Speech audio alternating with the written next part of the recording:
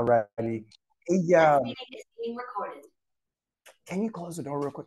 That way we don't interrupt everybody else. Hello, guys. How are you? My name is Rudy Lozano. I'm the real estate broker for PRG Platinum. There are folks that are, a majority of the folks that are on the Zoom call are with our firm, but there are some folks that are not. Just know that I'm offering this training to ensure that you guys are in compliance with the NAR settlement. We all know about it. We all have different perspectives of what should have transpired and what else could have been done to ensure that we didn't have this turbulence and such. But at the end of the day, it's done. So what needs to happen here is that you just need to prepare, okay? Because remember, success occurs when preparation meets opportunity, okay? So I really think that if you prepare, you're knowledgeable, you're gonna do better than most other agents at different offices. As well as this will be an opportunity, guys. We have approximately 14,000 realtors. We will lose many of them. So in losing those agents, there will be more clients for the ones that are left, okay? Now, the professional ones, the ones that believe in continuous improvement, education, okay, being in compliance, having the support from your broker, and you guys doing your part. There's professional designations that I advocate, such as an ABR, which is being paid for you guys. The coursework is being paid for you. The certification is not. It does involve a couple of other classes that you need to take to meet the ABR designation, which you could either do the MRP or the seniors or what have you. Okay, so but certainly the GRI is a real good one. A pricing specialist as well. So just step it up a notch. You know, be better than most. Because once again, I mean, this is an awesome industry. There's a lot of money to be made. And unfortunately, you know, HGTV glamorized our industry, and therefore everybody thought that they could become a realtor. But it's not that easy. There's a lot of negotiating. There's a lot of, you know, back and forth. And then you're dealing with difficult people. I mean, folks aren't who they used to be 4 years ago. Before COVID, I don't remember there being that much negative energy and vibe, even from the agents. You know, once again, guys, we need to work together. You need to work together in whatever you do. The realtor brand is powerful. I mean, just in this office, we have almost 200 agents. In this city, there's 14,000 of us. There's over 120,000 agents statewide. Nationwide, there's 1.8 million realtors nationwide. Okay? Together, we're going to be stronger than apart. But at the same time, I want to start off this training by stating our fiduciary duties. We have to take care of that old car. Obedience, liability, disclosure, care, accountability, and responsibility, not only to our clients, but to our industry, okay? It is your fiduciary duty to know how to explain these forms, because who controls the listing controls the gold. Just in this office, we have over 223 listings. I need for you guys to up. When you guys go take a listing, negotiate from a position of strength rather than weakness. When you're asked, what is your compensation from your brokerage? You say 6, 7, or 8, not 4, 5, and 6. 6, 7, and 8. Well, why 6? Well, it's not 6, it's 6, 7, or 8. Pick one. It's a menu of services. Once again, guys, if you take on the listing and you take it on for 3%, 3%, means that anybody from this office is not going to get compensated. means that the other 14,000 realtors in the city are not going to get compensated. Who do you think is going to bring you a buyer? If you're not paying a compensation, rest assured that that realtor, and realtors are smart guys, they want to know what they're going to get paid up front. Okay? Because it's expensive to be a realtor. So if you're only offering 3% compensation to you as the listing agent, imagine all the work that you have to do. Because then what you're saying is that if you take it on for 3%, that means that you might have to procure a buyer, do countless open houses in 100-degree weather, 2, 3, 4 hours on a Saturday, Sunday, national holiday for 3%. Why would you do that to yourself? And then you're going to function as an intermediary for 3%. Don't do it. Because at the end of the day, what happens is, guys, is that yes, we have E&O up to $1 million on the residential side, but your deductible is $2,500 on each side. If you take on a $200,000 listing, 3% commission is $6,000. So if you take on the buyer and the seller, well, it's $2,500.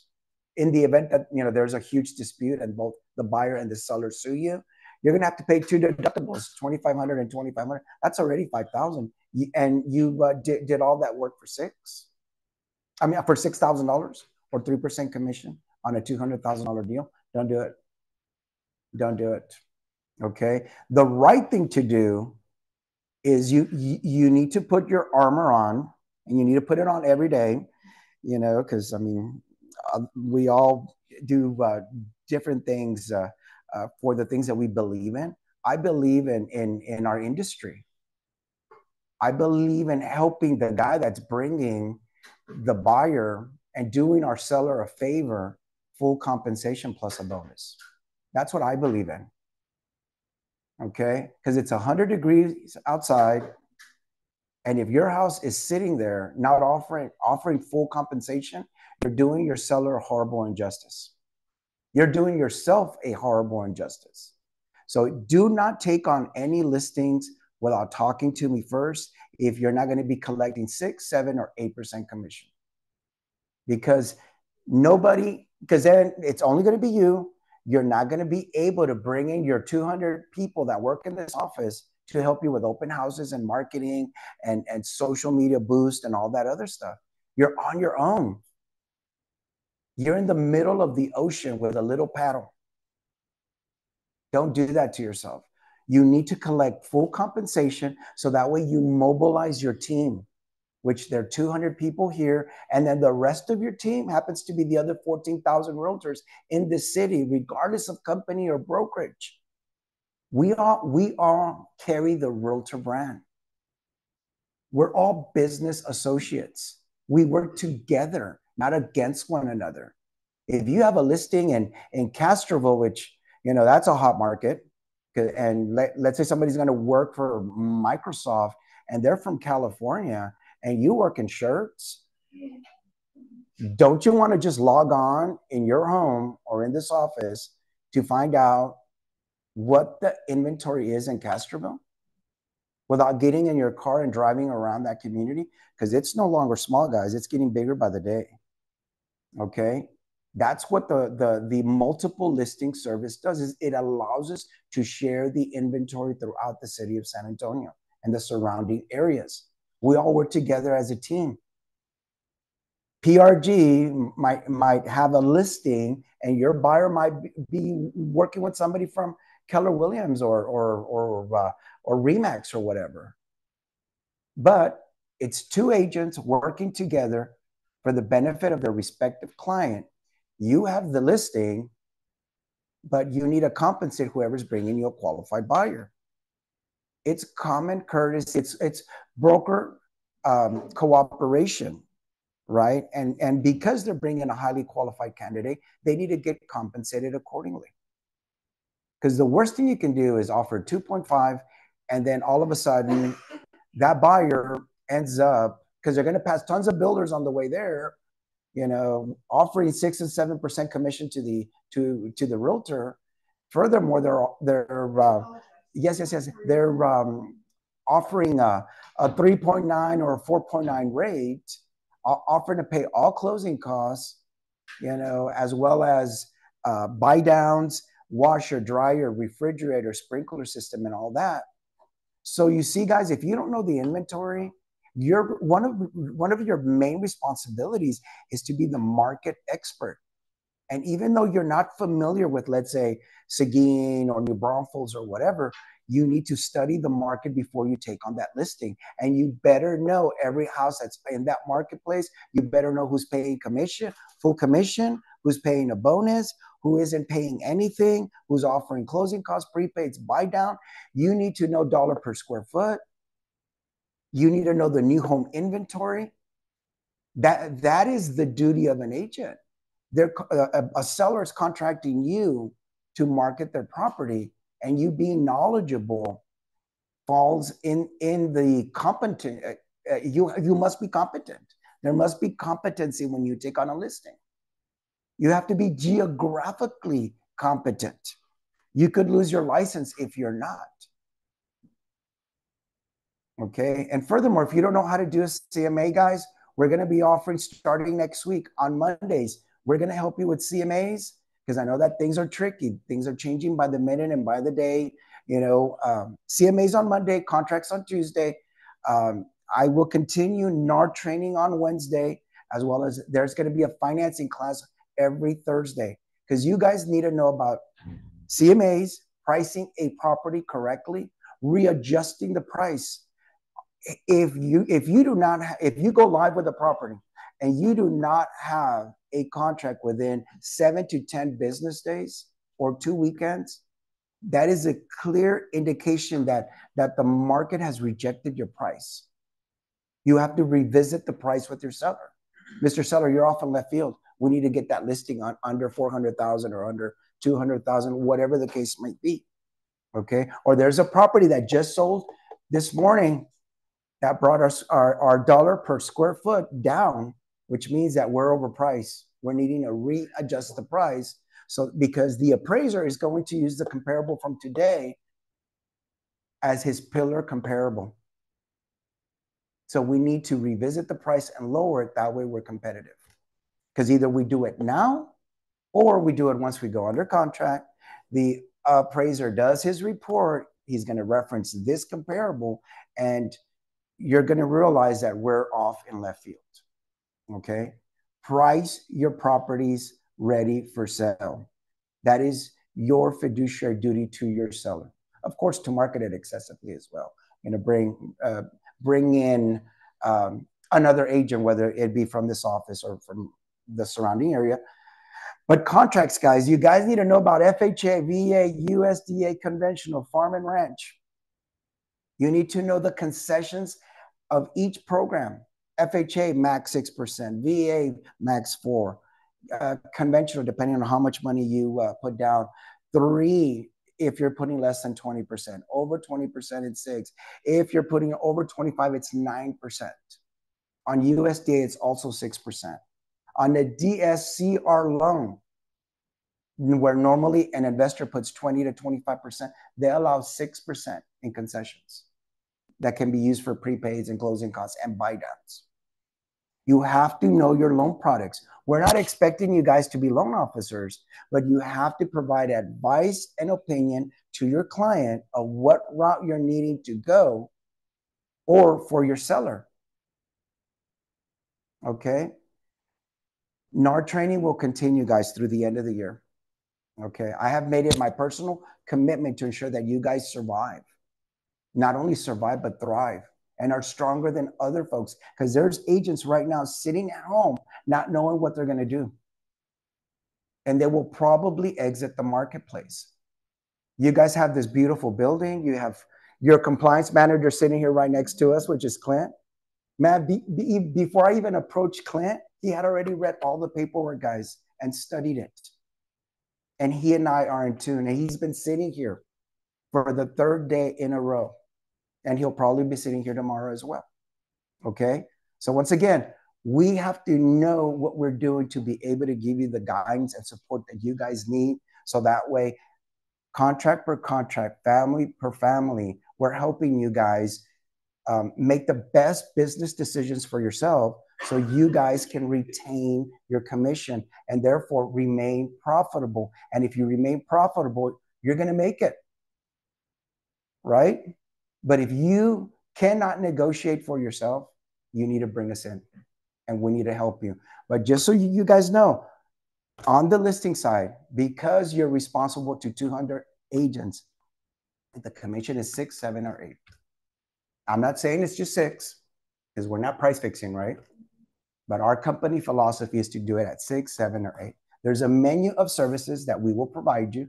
Do you want us to provide minimum, mediocre, or exceptional service? 6, 7, or 8. That involves social media, drones, professional pictures, et cetera, et cetera. Okay.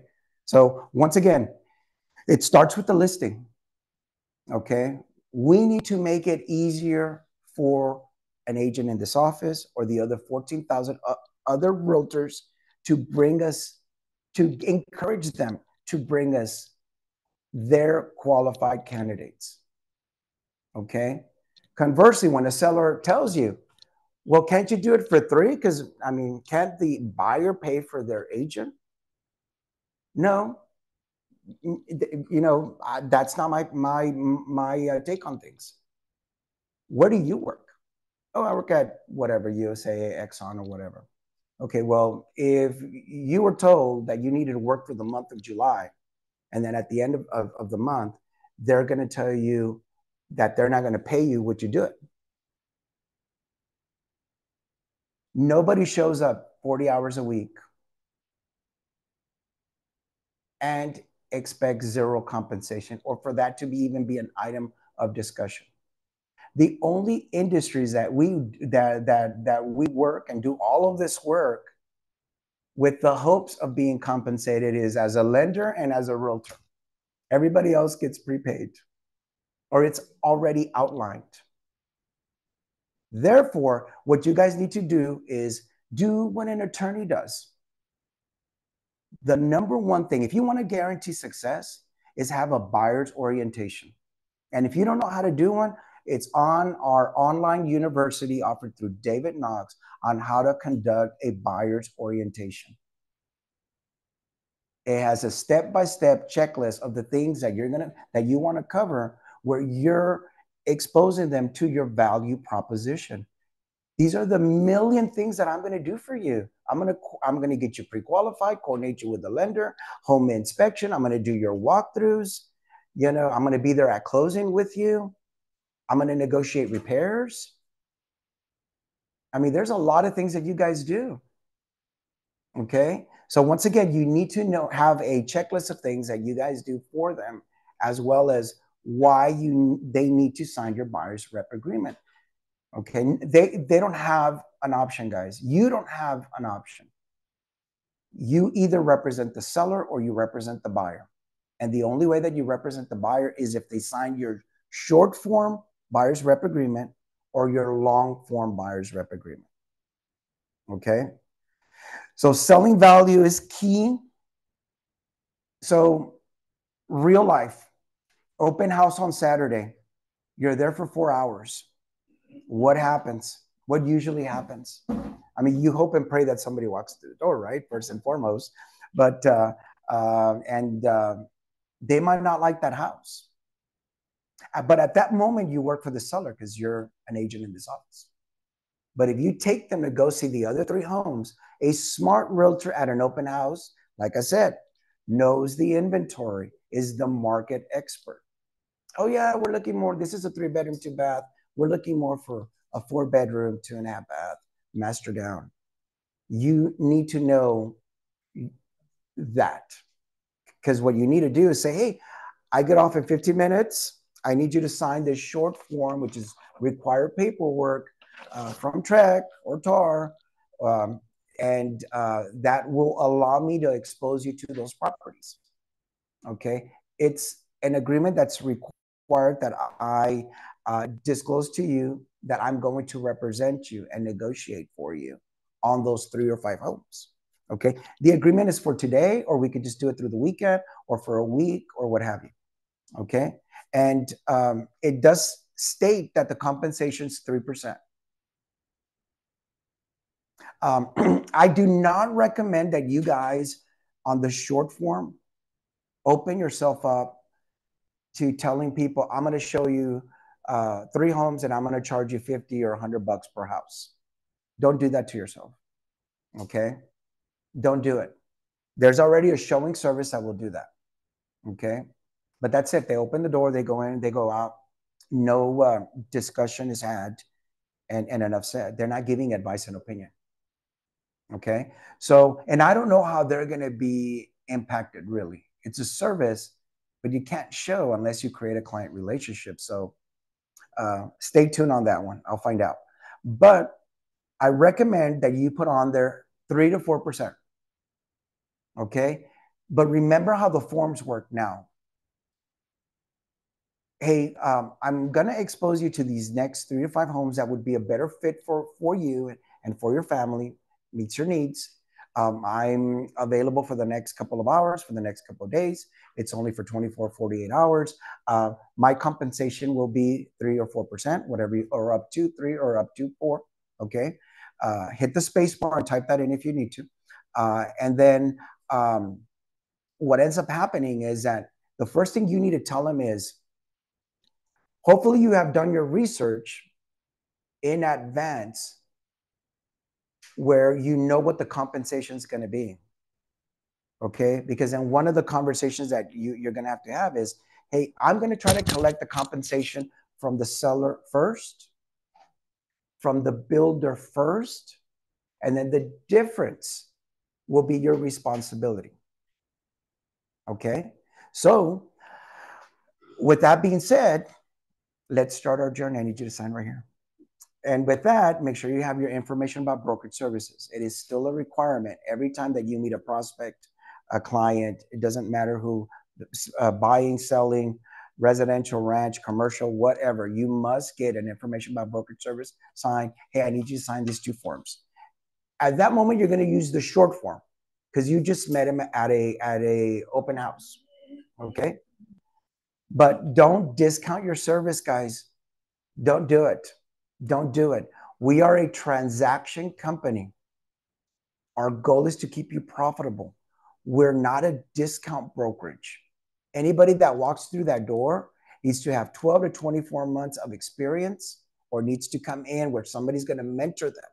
We do not bring on new agents. You get compensated 100% minus transaction fee because what you're bringing to the table is your knowledge and your experience, okay, and your problem solving skills and such, okay? So once again, don't discount, don't feel the need to discount. Don't do it on the listing side. Absolutely not. On the buyer side, don't do it. Don't do it. So it's 3 to 4%. You're going to collect the money from the buyer, from the seller first, from the builder first. The difference might be their responsibility. Okay. So I'm really hoping that with the market being, well, one of the best things that could happen to us right now, okay, is the fact that our economy is bad. Inflation is bad. So that you have the numbers across the board from everything that's been impacted, from the gas, the food, insurance costs, auto, homeowners, from anything that has been impacted by inflation per household, guys, it's $11,000. $11,000. People have not gotten a $3,000 raise, much less an $11,000 one. So their income has stayed exactly the same for the last 12 to 24 months, but everything's more expensive. So technically it's a pay cut. And I'll be brutally honest with you guys, I pass out every time I gas up, okay? Regular people are passing out too. There's people that are paying for food through with credit cards and such, okay? But nonetheless, what ends up happening is that this horrible economy is the best thing that could have happened to us in 2024. Because guess what? A seller trying to sell at 7 or 8% interest rate has to sit on a home for 30, 60, 90, 120 days. Because the only houses that are selling right now are the ones that are priced well, and they're the cream puffs. If you have that house on the corner with a fresh coat of paint, carpeting, new kitchen, new restroom, and a pool and such, those houses are selling, and it's a bidding war for those. Okay, but most people can't fix their homes. They can't upgrade their homes. You'll be glad that they, shampooed the carpet or whatever, or painted a room. And that's the reality of things. So this horrible economy, if you think about it, houses are sitting, the seller's going to go, well, why is my house not selling? Because they're not offering compensation. You need to fire your agent because I'm going to do it for 6. They did it for 3. So they're not very smart, but I'm not even going to take on your listing unless we revisit the price and you agree to pay full compensation. Because who's going to show your house? Nobody. Who's going to do open houses? Nobody. Who's going to walk through the door? Nobody. There's no incentive like the financial one. If you don't pay me, I don't move. People don't move things from here to here without getting compensated. Same thing with the inventory, guys. Full commission. I mean, when you guys call me, I always suggest 3 things. Number 1, do a price reduction. Number 2, offer sales concessions. Number 3, offer a bonus, increase compensation to the buyer's agent, because who's riding around on a Saturday, Sunday showing homes? A buyer's agent, the listing agents at home, right? Price reduction, offer concessions, and offer a bonus to whoever is bringing you a buyer's agent. Okay? All 3, preferably. Okay? So now let's go back to 2 years ago. So what happens if, imagine guys, if this was happening right now in 2022, with rates being at 2.875, at 3 or at 4, buyers are buying everything in sight, multiple offer situation, 20 offers or more, 0 across the board, over asking, waiving appraisal, offering to make up the difference, no home inspection, no financing days, offering to close in 2 weeks, many of them cash through like Orchard or Homebound or whatever. But imagine had this been 2 years ago. That would have been scary, guys, because then a seller could sit there, go, I don't need you. I don't need you. Go away. I'm not paying you. I'm going to do it for sale by owner, and I'm not going to pay the buyer's agent. And and then all of a sudden they were able to sell. And then Zillow didn't help that, because then all of a sudden they have a for sale by owner section where they could market their property even through them. Okay. So once again, guys, this is in 2022. The best thing that could have happened to us in 2024 is that market conditions are at their worst, to allow people to allow sellers or the even buyers or just the marketplace to understand that the number one thing that realtors bring in, because let's talk about target market. Realtors are constantly saying, hi, how are you? How have you been? Are you looking to buy or sell real estate? And you're everywhere. At the HOA meeting, at the pool, at the grocery store, you're wearing your tag. You guys are always actively trying to engage a buyer or seller. And for those of you guys that work with buyers, you always usually have them pre-approved, ready to go to write up an offer on a Saturday, Sunday, or after hours, to go under contract. All right.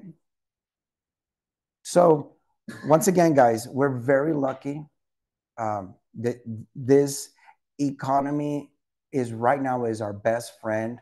while people adjust to the idea of the importance of a realtor in a real estate transaction. Okay. And then also, guys, you need to know the new home inventory when you're taking on a listing. You might even want to get people in your car. You might even want to get a seller in your car and show them this is what you get for this price. Okay.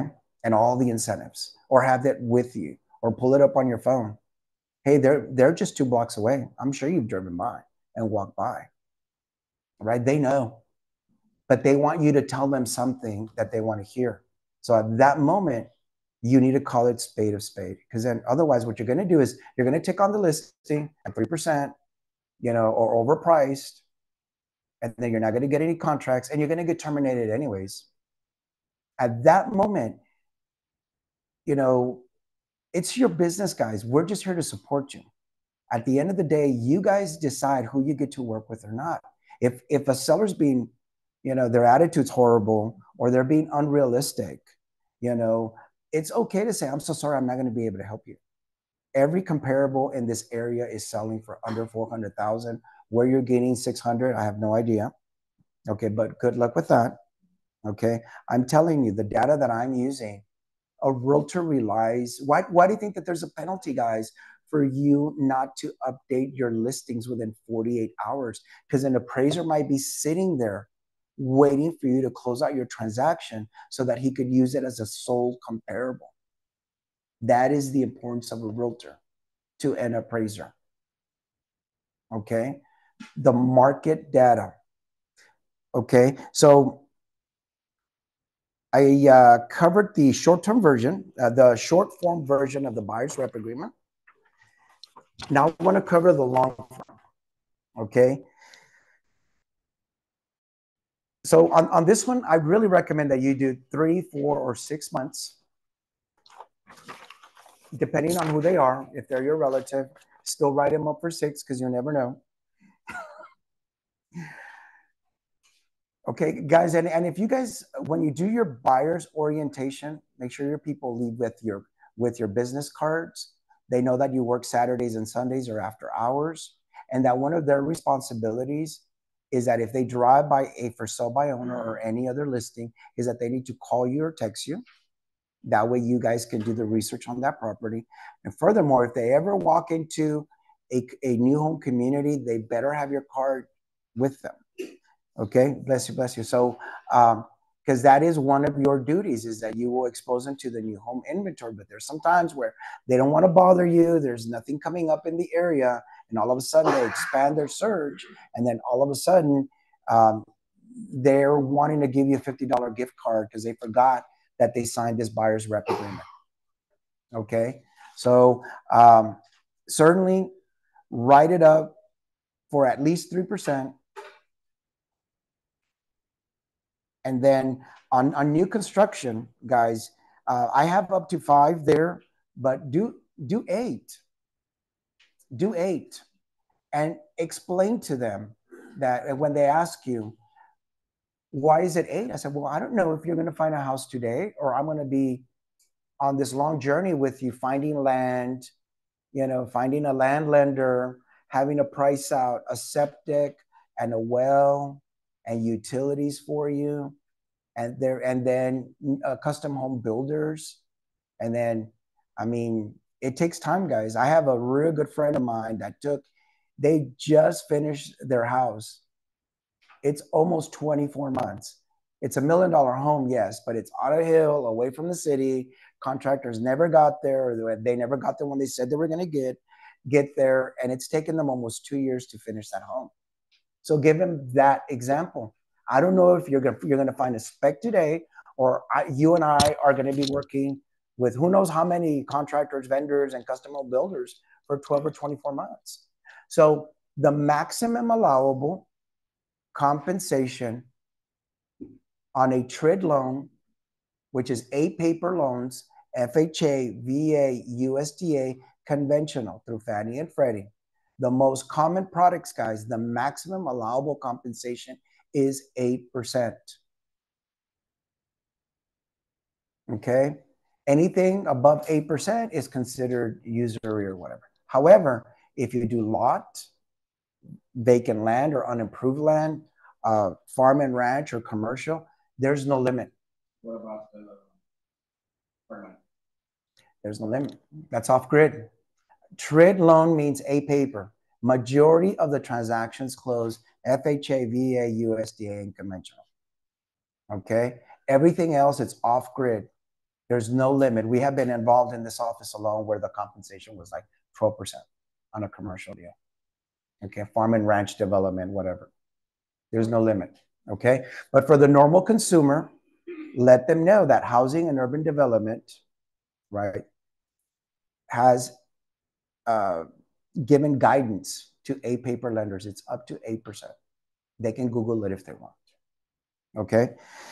So on new construction, put up to 8%. And the reason you want to do that, guys, is because there's an amendment now that you might have signed them up at 3%, but then you ended up with a new home builder. So what happens now is that you have to get them the amendment where now they have to agree that you're going to get that 6-7%. So don't do it to yourself. If it says new construction up to 8%, you don't have to double back. Yeah, and avoid the amendment altogether, because they might have signed this in July, but then all of a sudden when the house is completed in December around Christmas time, because now they need a house, they need the house, they need furniture, but now they need Christmas presents. Okay, they're gonna want to knock that commission down, or they're gonna want it rebated back somehow, some way. So, Eddie? Sorry, I understand the 8% and so forth, but if we're using this as a legal document, right? And if there's somebody that says 2%, and you're saying, hey, I'm charging 3%, if you get some 2%, you can pay 1%. If we're paying 8%, but we're asking them. Well, what it is that, once again, how it's broken down, hey, I'm going to charge you, a minimum of 3%.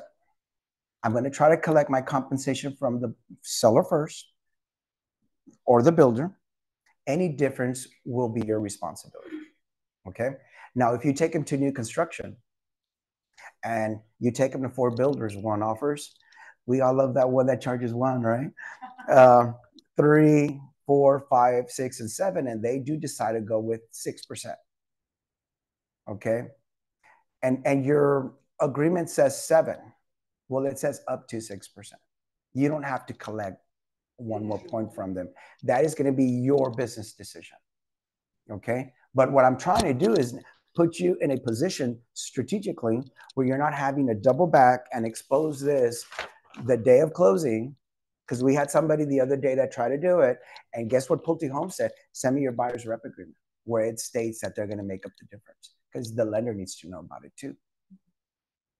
And let's talk about that, guys.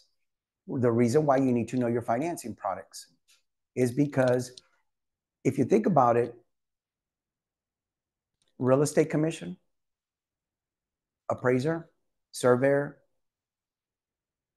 homeowner's insurance, right? Escrow fees. It's just another third-party fee. So you need to max out on seller concessions or sales concessions for the benefit of the buyer. We had a deal this past Friday where the agent charges 3% plus an additional $1,500 on every deal.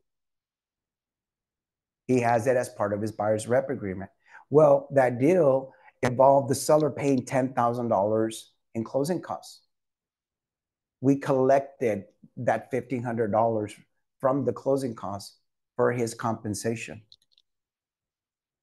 Just so that you guys know, there's several agents in this office that charge the max compensation, 3%, whatever they think. And there's a lot of folks that charge our transaction fee on the closing statement. There's a couple of people that do farm and ranch. One specifically that states, I do it for 4% plus your transaction fee. Because Rudy, it takes me 30 to 45 minutes just to get out of my ranch. So if you want to work with her and she knows farm and ranch, you know, she charges 4% plus our transaction fee. 7A here on the line form. You don't have to put a sales price in there, just a percentage. It's one or the other. It's or one or the other. I Yeah, if you yes. Yeah, so don't do it for a flat fee, because what happens if you started in the $200,000 range and you end up in the $600,000 range? Well, then if it says that you're going to charge him $6,800, you just left a lot of money on the table, because now 3% of 600,000 is 18,000. Okay, so do a percentage. Okay, do yourself a favor and do a percentage. Now, on the amendment, guys, it clearly states on here on item E that if you wrote it up with only 3% and then you took them to new construction, they have to sign this. They have to even know the dollar figure or the percentage for that bonus or other commission. And then they have to sign this form. But if you get the long form signed that says up to 8%, or whatever you guys want to do, 4, 5, 6, 7, or 8, but don't do 1 and 2. You know, it's up to. You're covered. You don't have to use this amendment. Avoid using this amendment to buyer tenant representation agreement where you have to disclose other compensation. Avoid it. Okay. Other thing I wanted to cover with you guys is 87% approximately of transactions in the city involve cooperating brokers. And sometimes that involves intermediary. Okay. 87% approximately. Okay. Only 13% of transactions do not involve two brokerages or intermediary. We're involved in a lot of intermediary, guys. We are. So what ends up happening is that to be in compliance with the Texas Board of Insurance, and there's our checklist, is that first and foremost, we are a brokerage that allows you to do intermediary. If it's your listing, guys, you control the gold. You're not doing anything unethical. You know, hey, Sandy, I saw your listing at la da da da da. Can I see it? Sure, not a problem. Are you pre-approved? Yes, I am. With who? Wells Fargo. Great. Can you send me the letter? Because I can't show it to you unless I know that you're pre-qualified or pre-approved. Okay, I'll meet you there. Great. What do you think? Lovely home. It's 1,500 square feet, NISD, you know, 3-bedroom, 2-bath, 2-car garage. I don't care. I love it. My mother lives across the street. Great. What kind of offer do you want to make? Oh, wow. Well, what's the asking price? 200,000. Okay. Is that negotiable? I said, I can't answer that question. My recommendation is submit your highest and best offer. Okay. Well, I don't want to lose it. I want to offer 210. Okay, great. I'll write it up. That's it. Intermediary. She can write up both sides, treat the seller as her client, the buyer as her prospect, to avoid intermediary. Now, let's say she goes, well, no, it's a little bit too small, it's too big, whatever. She goes off and shows 3 other homes. You would need to sign that short form. Okay, well, I do have 3, 4 other homes in the community. How about I go show them to you? I need you to sign these 2 forms so that way I'm authorized to show them to you. Okay, you go. House number 2. Oh, wow. You know, we know the same people. We use the same hairdresser, and I love her, and I love you too, and da da da da da. And now you're friends, or hey, we went to the same high school. And then at the end of the journey, they come back to the same origin. You know what? Thanks for showing me these other 3, 5 homes. I still like the first one better. She created an implied agency relationship where the buyer, because they have something in common, now think that she's her agent that's going to provide representation. So at that moment, you need to have a buyer's rep agreement, whether it be the short form or the long form, it's insignificant. Both of them authorize intermediary. She can do both sides, has to be fair and honest to both, and collect both commissions. Okay. We allow that in this office. That is the conversation that I have more with more people in this office than any other conversation. Okay. So, but if you're in doubt, you can always reach me, and I will always pick up knowing that it's that scenario. Okay, because I want to make sure that you're doing it correctly. But either way, what ends up happening is that intermediary, if we are audited ever, where an agent did both sides to action and there's a complaint filed and you did intermediary, they're going to want you to have your exclusive right to list where it authorizes intermediary, buyer's rep where it authorizes intermediary, the intermediary notice with or without assignments. At that moment, Sandy can decide, I really didn't give her a lot of information, but I could see how she could think we're buddies. Okay, I'm going to do it with no appointments. Uh, and we do have a checklist for you, okay? But then you just collect the 2 commissions, okay? So you must have these forms in place in the event that where anybody files a complaint or we're picked up for audit or what have you. And Clint does a great job to let you know, hey, you're missing this, okay? The other thing I want to mention to you guys is special provisions number 17. I used to work with a lot of Mexican national folks that they would come in, they would call me, you know, obviously I'm bilingual and such. And when the first surge of people from California came in, the migration back in 4, 5, 6, and 7, before the financial meltdown, I was an agent, guys. So when people would tell me, hey, I'm going to get on a plane, I'd go pick them up at the airport, I'd take them down to La Quinta, you know, but I always collected a retainer fee. Back then, it was $500. If I were doing it today, it needs to be somewhere between $1,500 to $2,500, depending on price point. So, in special provisions, if you want to write out of town client from California or from Mexico, number 17 on the long form. Which one? The buyer's rep agreement. No. But 17 on here is mediation. Yeah. Well, it's number 17, special provisions.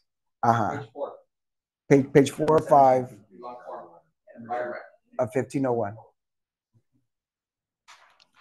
So Rudy, that's what will replace the fee? Yes. Due to out-of-town client. Yes, exactly. Yeah, so what it is that what you want to do is collect a retainer fee for people that are coming in out of town, because no doubt about it, people will use a realtor thinking that there's some type of glorified tour guide. So don't do it to yourself. Don't do it to yourself. If they're going to come in from California, from out of the country, or they're an investor or whatever, don't do it to yourself, because you're going to block out Friday, Saturday, and Sunday for them. They're going to want you to take them downtown and go have drinks with them. And no, keep it professional. Payments always made to the broker. I'm sorry? Payments always made to the broker. Yes. Yes. And what it is, yes, all monies that you collect, whether it be per showing or a retainer fee or consulting fee or development fee or whatever fee, it always needs to be made out to the broker. Because if the money goes into your account first, it's considered commingling. Okay. We will always receipt it and then cut you a check. Okay. So what ends up happening is that retainer fees are important when somebody's not local. If you even think they're going to waste your time, don't do it to yourself. Okay. At the end of the day, if you really are going to buy something and you're telling them, okay, well, I'm going to charge an upfront retainer fee for my time because I'm putting my clients aside, my family activities aside. You'll have my full focus on your mission to purchase a home or an investment property or second home or whatever, on your family's goals. But at the end of the day, I do want to tell you this, is that if for whatever the reason you don't decide to buy anything, I get to keep the retainer fee. But if you legitimately want to buy something and are truly going to do something, I do need to collect it, and then I can rebate it back to you at closing. So you're not going to lose anything. But what it is that you're getting a temperature reading on their intent.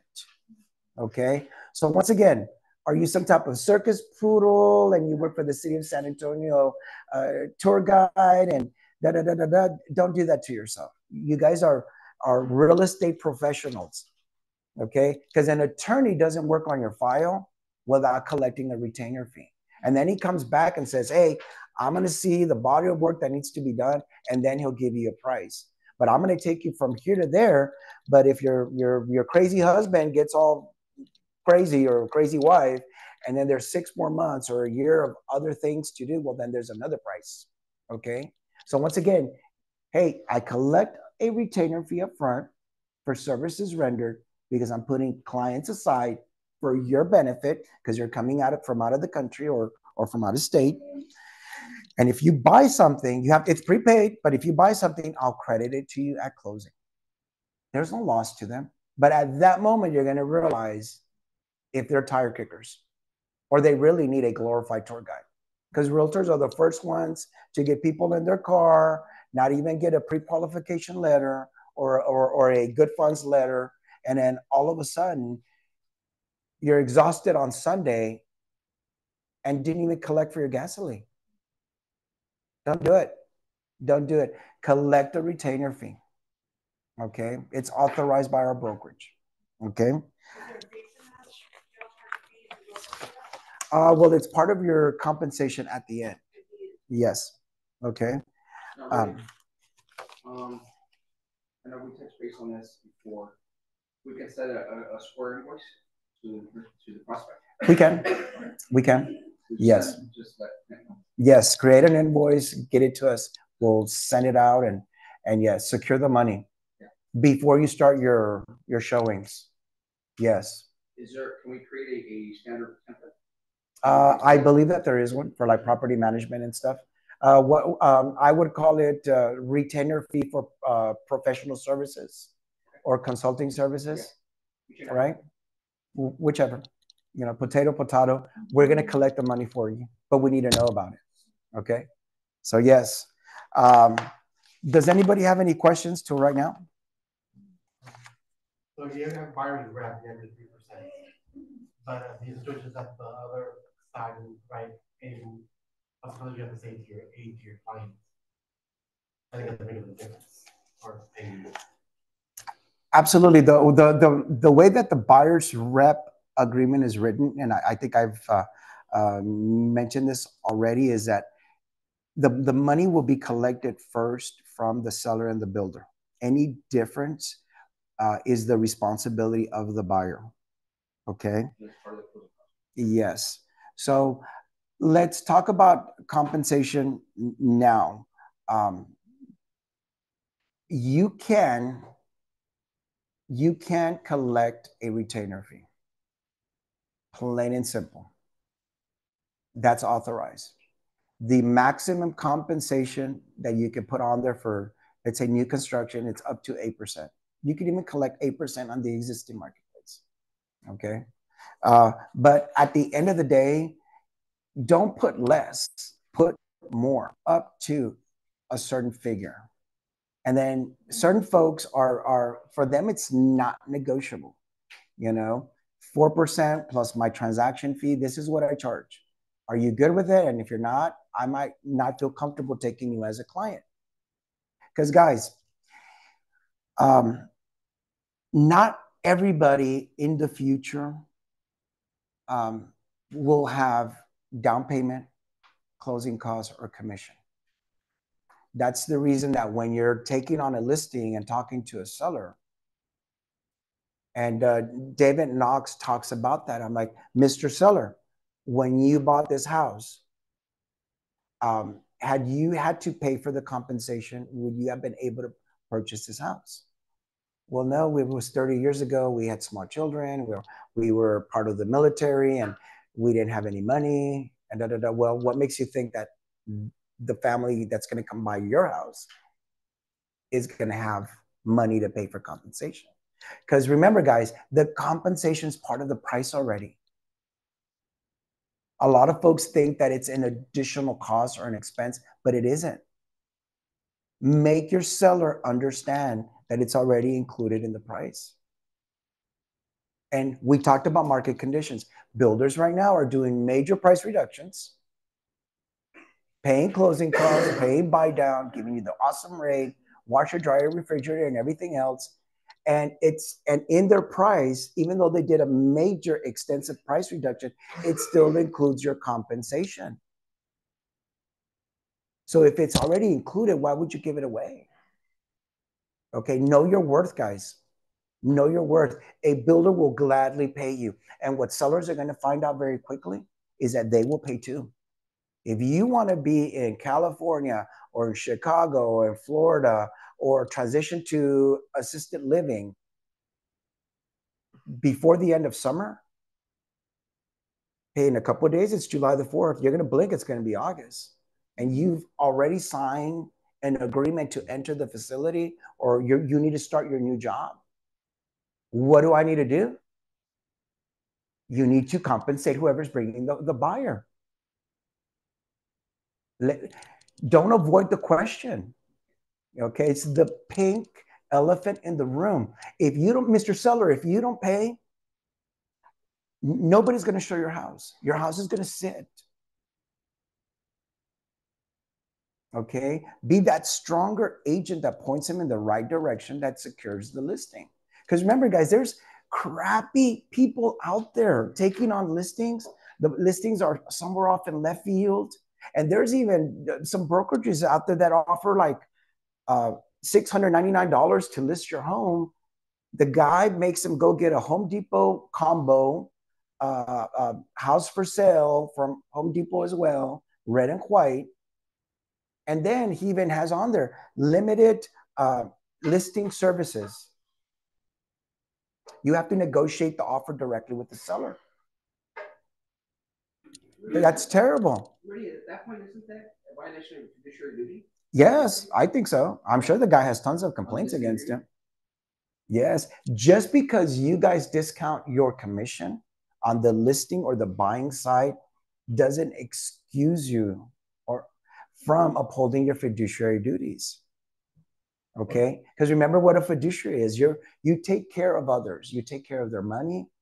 You take care of children, and you take care of the elderly. Right? So if I can't leave you with my child, with my girls, and if I can't leave you with my 84-year-old father, you're not a fiduciary. Right? It boils down to that. Take it serious, guys. We are licensed by the Texas Real Estate Commission. Everybody here has gone through a federal background check. Okay? The reason that you guys can come into our office 24/7 is because, you know, if TREC has authorized you to conduct business and you be a sponsored agent, is because you're a decent human being, supposedly, right?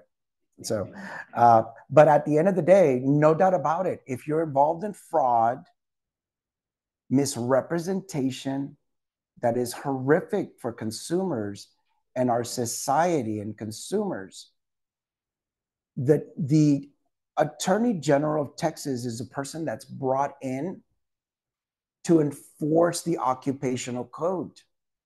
You're not going to be answering questions to TREC. They're going to bring in the attorney. They refer it out to the Attorney General. Hey, this guy stole $100,000 from, you know, in property management fees, and bring in the guard. Well, that's the Attorney General of Texas. So it's a fiduciary duty to uphold your license for the protection. Our number one fiduciary duty is to protect the consumer. And then from there, you establish whether they're a client or not, right? So take your fiduciary duty serious. They're not taking it serious somewhere else. I know a lot of folks are still on vacation and stuff, but man, people need to get back to work. They need to learn these forms. They need to know how to comprehend them, digest them, explain them. You need to know how to negotiate your compensation of what could potentially happen in a scenario, but don't do it for free. Don't discount your experience. Because man, you might be a realtor here with us for a year or 2 years, but I don't know if your experience was working with USAA on the banking side. Okay, It's not just your real estate experience, it's your lifelong corporate experience and whatever you have done through your lifetime.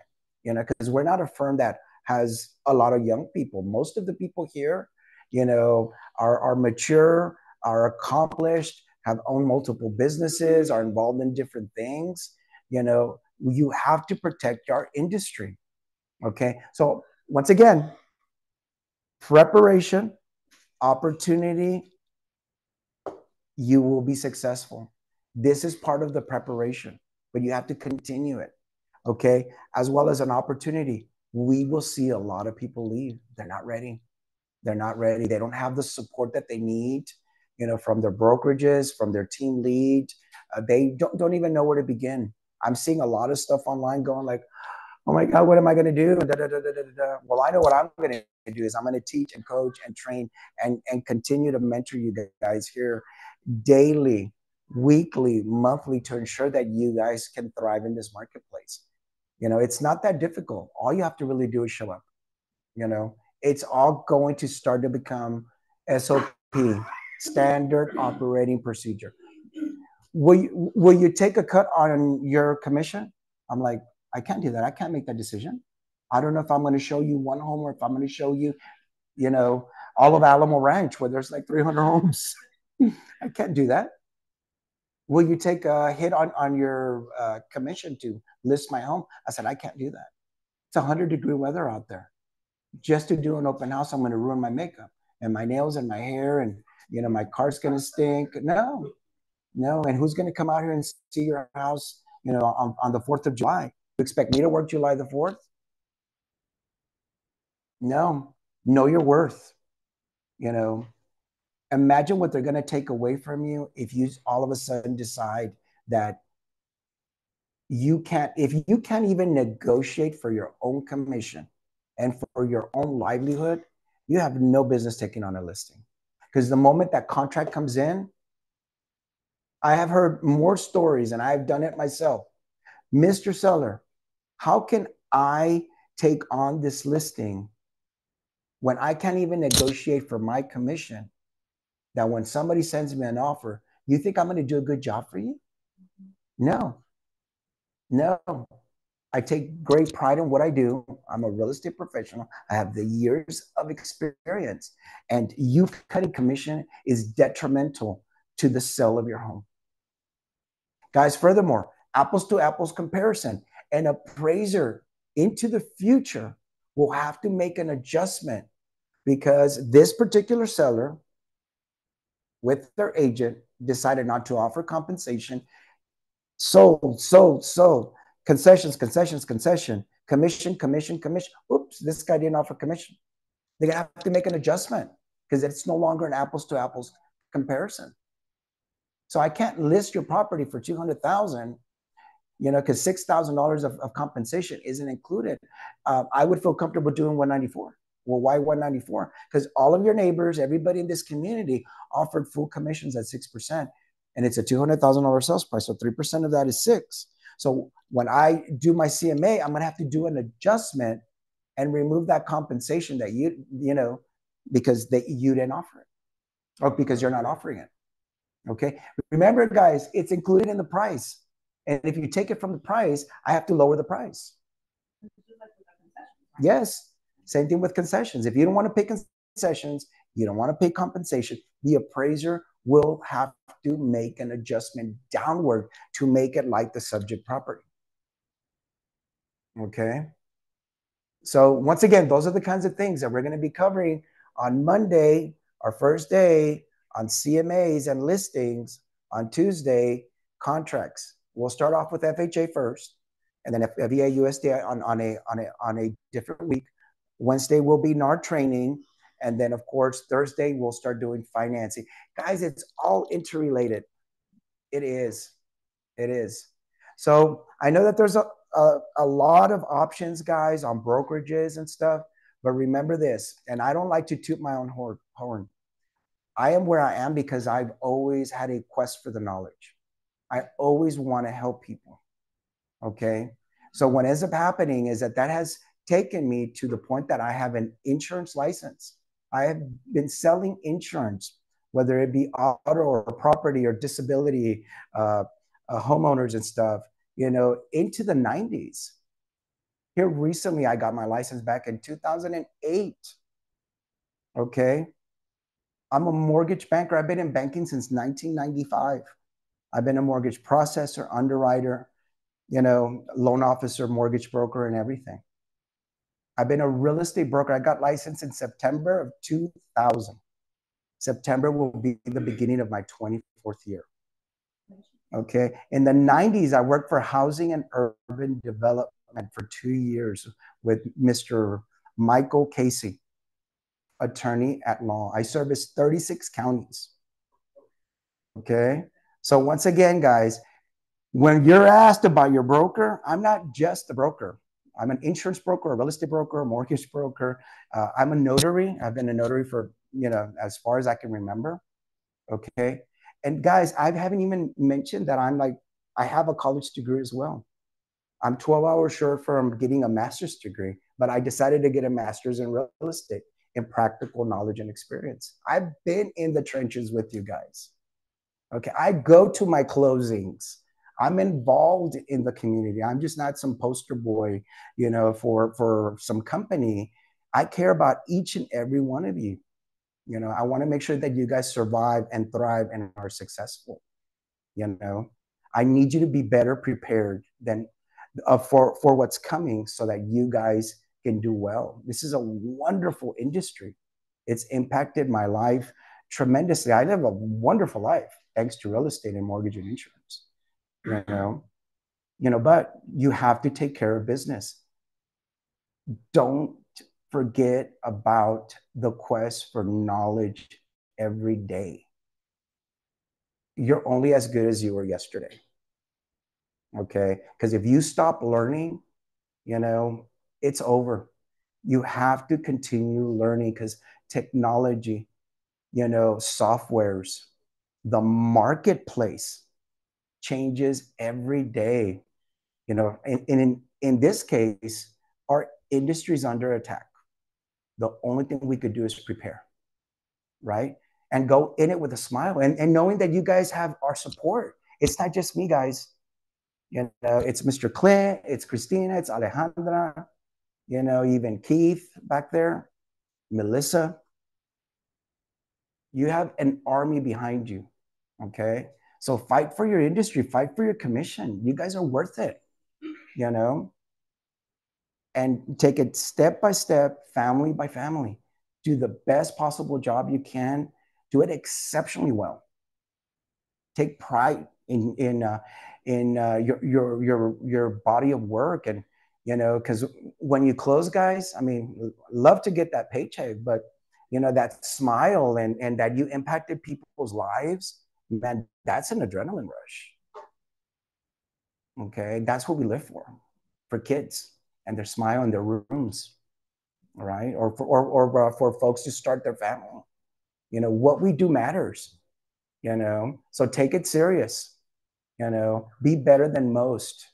You guys have our support, okay? So if you guys need anything, just reach out to us. We love each and every one of you guys, okay? All right, guys. One question? One question. Some of these forms kind of seem like it kind of mesh.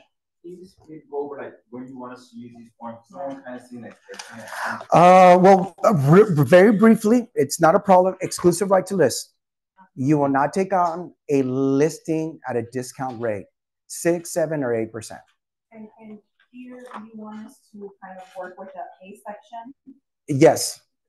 Yeah, so what it is you want to take on a listing for a minimum of 4 to 6 months on the residential side, a year or 2 on the commercial side or raw land side, okay?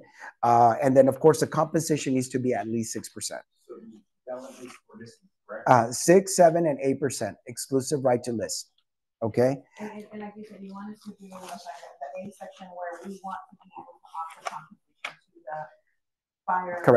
Correct. Yes, and on the form, I have 6% and then broken out in 3 and 3, okay? And then don't fill out the sales price.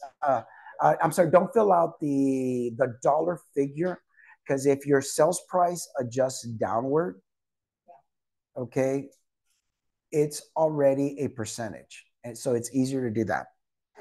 Okay. And then the next thing is compensation between the broker and the owner.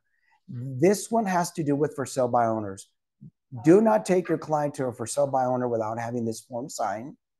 Don't even let them get off the car. Don't the one between broker and owner. That is specifically for sale by owner. Between broker and owner. Okay. And I'll get you guys a cheat sheet. And then the other one is compensation between brokers. This one becomes ever so important because, like I said, the MLS supposedly, I haven't checked the system, but the compensation should not be mentioned in any form, shape, or fashion. It has to be on our website, or they have to contact the listing agent for confirmation of what the compensation is going to be. So don't do a verbal conversation. It needs to be an email, a text, but it really needs to be this form. You will pay me 3%, okay, or 3% plus a $500 bonus. It needs to be clearly outlined. Best practices is to use the forms that have been generated, you know, to ensure compliance, but to protect your compensation. If there's already a form, guys, use them, okay? Because if there's a problem, TREC will step in and go, no, your brokerage signed this form. You will pay it. For people, practical purposes, I guess for showing it would be more of a text or email. And once we're going to submit an offer, we should submit this form. Absolutely. And then on your email, it says, hey, Mark Smith at ABC Brokerage. Hey, as per our discussion, this Sunday morning, you advised that the compensation was going to be 3 plus a $500 bonus. As well, it's on your website. I do need for you, you know, to sign this form for me. My compliance department will require as well. So yes, so text, email, go to their website, print it out, okay? Because once again, one of the things that I really have enjoyed these last couple of years is where TREC required the title company to collect the option fee money on behalf of the seller with one delivery. Well, that's working for us, right? Because there were folks that you get to the table and, you know, hey, where's the option fee? It was for $250. Why is it not credited here? Oh yeah, I forgot it. And here's the listing agent giving it to the seller at the table, right? So by them circumventing technology and making the broker responsible or the agent responsible for the disclosure of compensation, I think is a step backwards. Okay, so I'm hoping there's an MLS up in Washington that's going tick for tack with these folks, because hey, if the seller wants to put out there, hey, I'm paying you know, full commissions plus a bonus. I'm doing sales concessions to the max. I'll help with buy down. I'll even throw washer, dryer, refrigerator, sprinkler system, a hot tub that's outside. You know, why not? Why not the compensation? You know, it's full transparency. You know, so once again, that's how we're going to start. I'm not sure if that's going to make sense to do. So hopefully they'll change that, at least that section from it. So once again, the amendment is only if you don't cover maximum compensation on the long form. Okay, the amendment is if you've signed up for 3 and then all of a sudden the builder's paying 7, if you don't have this amendment executed, you cannot get compensated for money where the buyer didn't agree for you to get compensated for. Whether it's for the buyer paying, the seller paying for it, or the builder, they have to know about your full compensation and they have to agree to it. You know, and then you just can't spring in the form at closing. Okay, because then they're gonna look at the timestamps. They're gonna look at all of that. Okay. DocuSign along with your initial package or whatever, or your revisions or whatever. Okay. I want to go back on the part where you're saying, because this was one of my questions at Seaborn at the meeting with your attorney, when you said that we were going to be required to have an agreement to show a property. Mm-hmm. And so everyone was like, well, what if it's my own listing? So based on the example you gave, if it's our own listing, we don't need to get them to sign anything other than like the IAS. Correct. Because it's your listing. There's already a relationship created with the principal, and that's the seller. Okay, so if they're just a prospect, okay, I can show them that. you can show them your list. Our listings, open houses, guys. That's the reason open houses in the future will need to change. There cannot be another agent from another organization doing open houses for our company listings because they're not authorized to talk about compensation. And they're going to have a discussion about it. That was another question. Okay. Yeah. So for right now, I know that we all have friends at different companies and are crazy about doing open houses in 100-degree weather, and we love them, you know. But at the end of the day, right now, because the compensation is being worked out, or we're needing to implement all these rules, it would be best that agents from other offices do listings on their own listings to ensure that the lines aren't blurred on representation. Okay. Yes. Our listings, let me rephrase that. For everybody, there's 200 people that work here. There's 223 listings. You guys are sponsored agents, but technically they belong to the brokerage. Okay. So you guys can do listings and market them and boost them all you want. It's not a problem. Right now, because of the issue with the compensation, if there's an agent from a different office doing an open house on one of our listings, you know, and all of a sudden they're needing to talk compensation, you know, the lines could get blurred. They need to be very careful with what's being disclosed on site. Okay. Does anybody have a question online?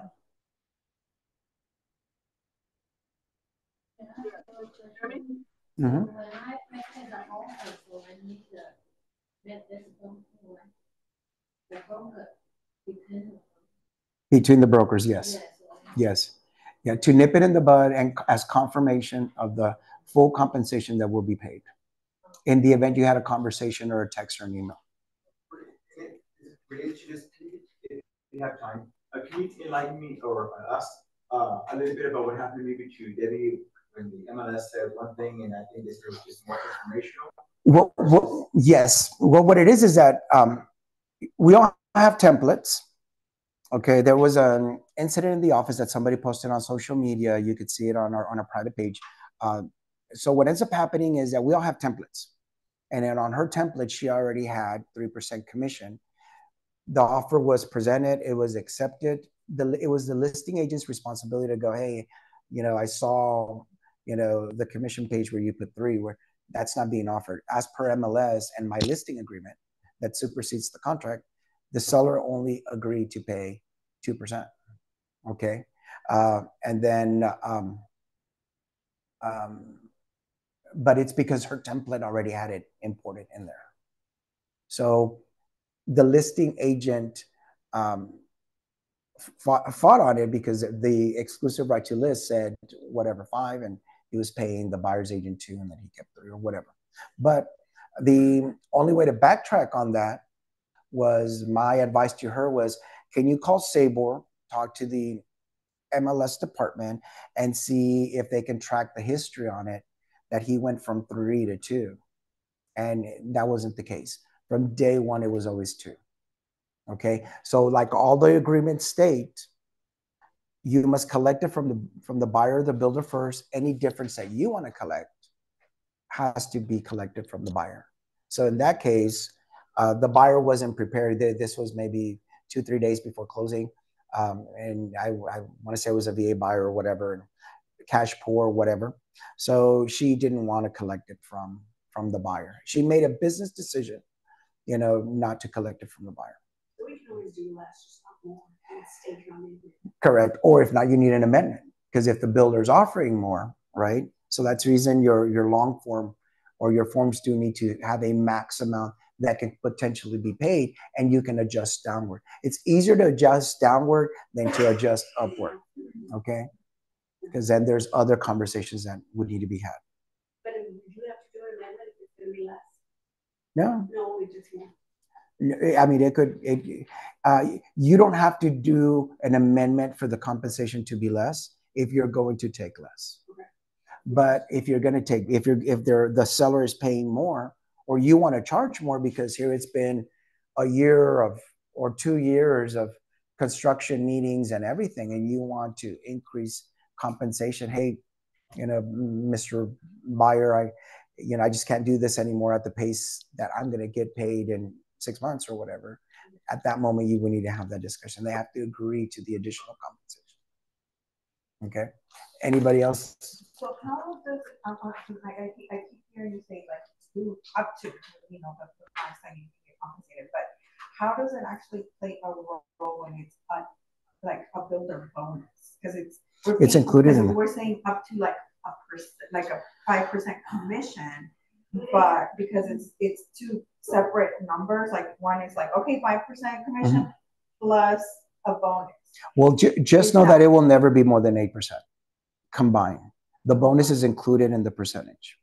So if however you want to have, people just want to hear bonus, guys. That's the reason, you want to pay this compensation and always throw on a bonus, because there's people that were looking, they wouldn't show a property if it didn't have full commission. And then of course they're going to show the ones that had a bonus. The system was allowing you to just strategically select those. When it's a new home builder, it doesn't matter what the story is. They do the same loans, FHA, VA, USDA, and conventional. The compensation will never be more than 8%. Okay, I have seen 7% in the last 6 months, but in 2007 and 8 and 9, I closed on deals where I got paid 8% commission. Okay, and if you Google it, you'll find it on the HUD website. So I just finished the ABR course, and that's like the way she made it seem like it was two separate things, and if it wasn't specifically written that way, and like we didn't specify, that we could also get these bonuses, that they were automatically, I guess, if we don't have the amendment, but they were automatically going to give it to the. I'm going to argue with that. I'm going to fight for you on that.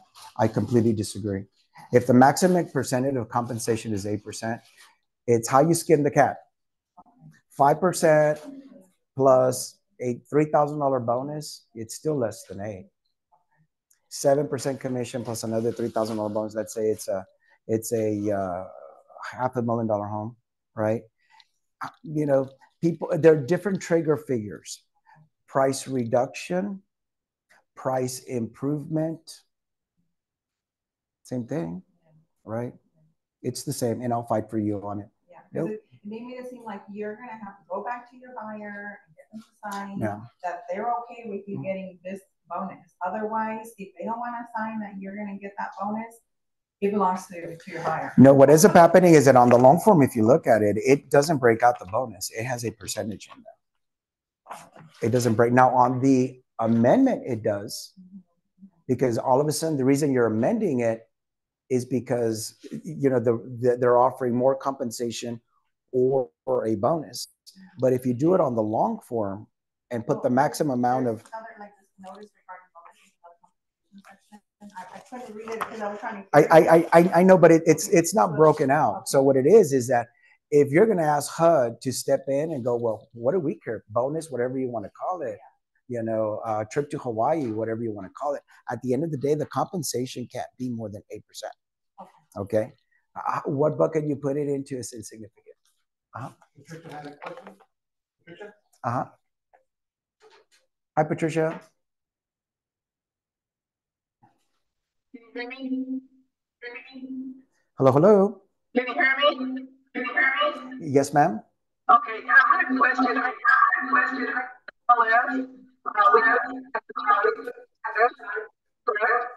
correct?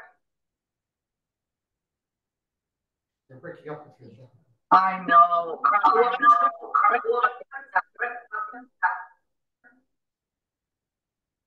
think the number was question. Compensation. Yeah, the compensation should not be on MLS as of July the 1st. I'm not sure what did you say? It's still asking. And she typed. And it would let me proceed to the next. Can you guys hear? Do you know what the question is? Can you repeat the question one more time? Okay. So, so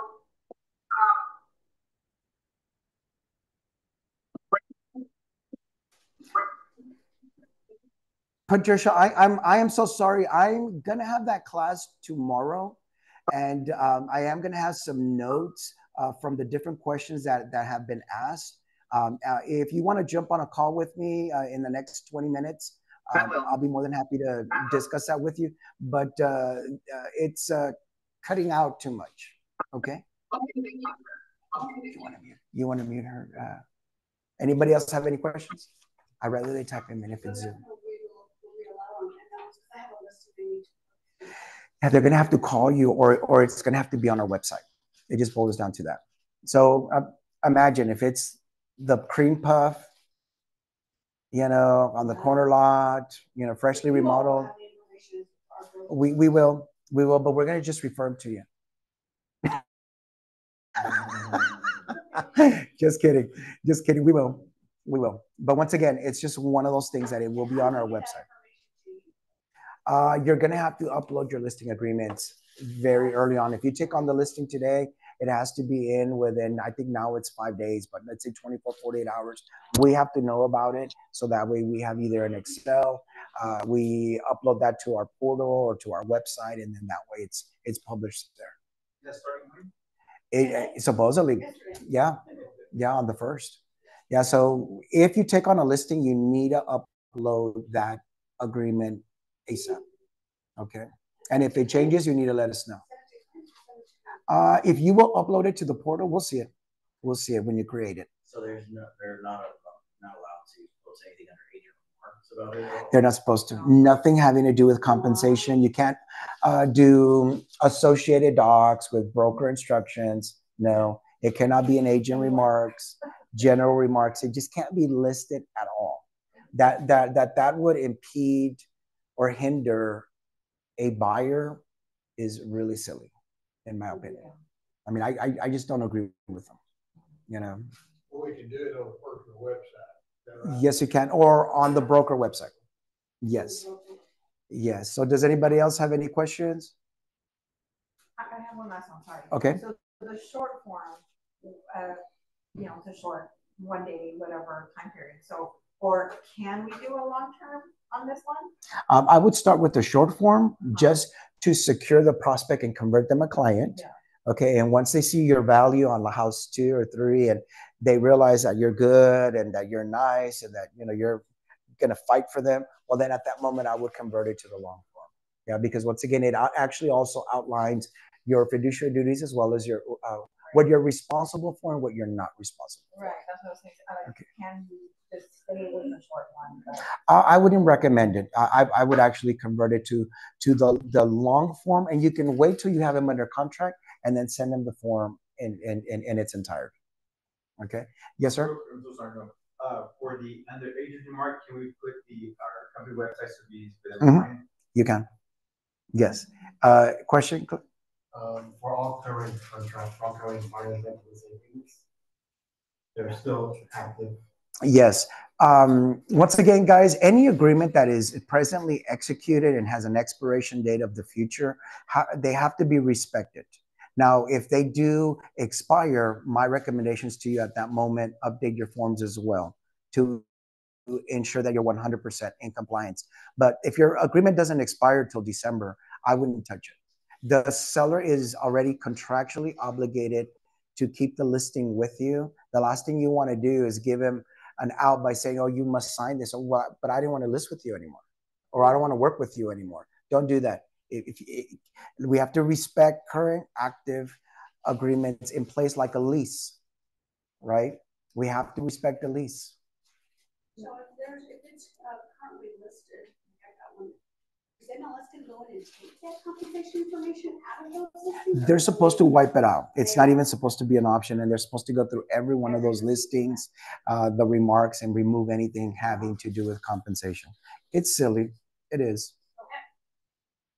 At what point will the buyers be aware of what they are going to be contributing as far as compensation? Once you negotiate the offer. Okay, and then know about what the compensation is. Because remember, guys, you're going to take them on as a client based on a buyer's orientation presentation that you guys need to get real good on doing. Like I said, I mentioned David Knox.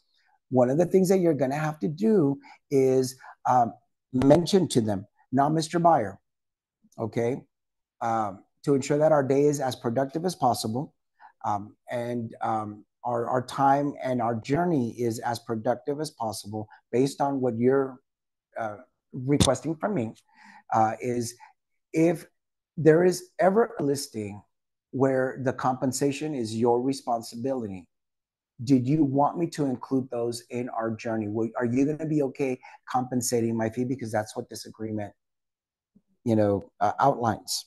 And if they say no, and I'm like, okay, you have agreed that I will not expose you to inventory that isn't paying me my full compensation.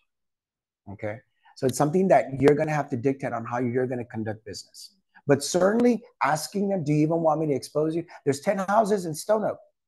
Only 7 of them are paying compensation. Those other 3 aren't. Nobody's going to walk through them, whether it's you or anybody else. I can guarantee you. The compensation. You won't. You won't be able to see it. Okay, so that's what okay, so how are we going to know what you're going to, as part of your due diligence and part of your work, your body of work, you have to talk to the agent, text and email them, go to their website and find out if they answer.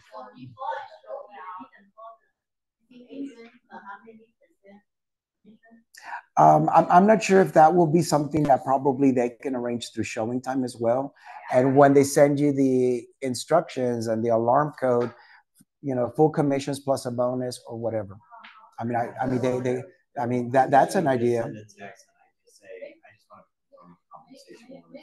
But imagine getting 20 of those or 30 of those. That's the problem. When it's the cream puff, it's going to be very difficult for an agent to respond on Sunday. Mm-hmm. Mm-hmm. Yeah, but I'm not part of that board. NAR's not listening to me. Anybody else have any question? Oh, sorry. Mm-hmm. Regarding that, asking them if they want us to show up non-compensating properties. In the ABR course, again, they suggested that we ask our broker to come up with a form. Mm-hmm. They were kind of, maybe it's going to be on the agreement, but it's not. So they it's asked, not. If it's not, to ask the broker to come up with a generic form. Are you planning on doing that? No, I'm not. So that's a question that I think it's your business. Okay, so it's your business. You don't have to do a form. You can just put it in special provisions. A buyer has elected listings with full compensation, something like that. Full compensation only listings. Okay. I'm okay with something like that. But you do need to have that conversation, because then, hey, I'm not showing you. I wouldn't even mention them. Hey, these are your 7 options. There's no sense of you going, your ex-husband's dating these 3 other women. No, don't. Hey, these are your options in Stone Oak. Let me know when you're available. Boom, go. You don't need to mention those other 3 listings. Will they find them on Zillow or Realtor.com? Yeah, but then when we did our buyer's orientation, you mentioned that you did not want to cover my compensation, for properties that weren't offering full compensation. I'll ask another question. Is it possible to get, I have a potential Austin listing. Can I become a member there like for a week? No, what you need to do is that you need to put the listing under our brokerage. And then you be the team lead on it. That way all the calls and emails go to you. But you need to list it in San Antonio because it's our primary board. And then you and I will co-list it in Austin or in Houston or in Dallas. It is listed now and it expires. We have access to MLS. If you'll send an email to support our PRG Platinum, they'll send you the credentials. Mm-hmm. And just so that you can open houses in Austin and in Houston with your Supra. With your key. Okay. Yes. Anybody else have a question, Clint?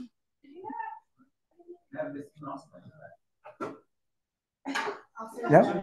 Alrighty, guys. Well, we'll have one more session this week, which will be tomorrow And then I'll pick it up again Monday with all sorts of coursework. Different coursework. It'll be CMAs, contracts Tuesday, Wednesday, again, the NAR training, and then Thursday it'll be financing. Okay? Same time? Alrighty. Yes. Alrighty, guys. Have a good one. We'll send the notes. They'll be on our website where you can RSVP. The prgplatinum.net. Okay, yes. Let me see. So I do the new buyer. So I need a percent short form and long form as well. Short, like if you're at an open house or if it's for a day or two, and then the long form is the one that you really need. Once you write them up, you can send them the long form. Oh, the long form. Mm-hmm. Yes, sir. Yeah, I got a couple of questions. Alrighty, sir. One of them. No. It's okay. Yeah, you want to have a seat? Yeah,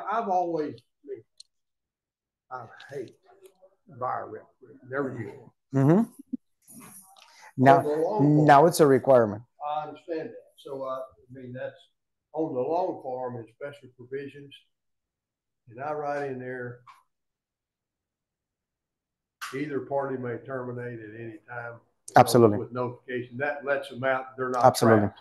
Because myself, when I first started looking for a house before I did real estate, I wouldn't have signed. There's no way in hell I would have signed. I mean, I just wouldn't do it.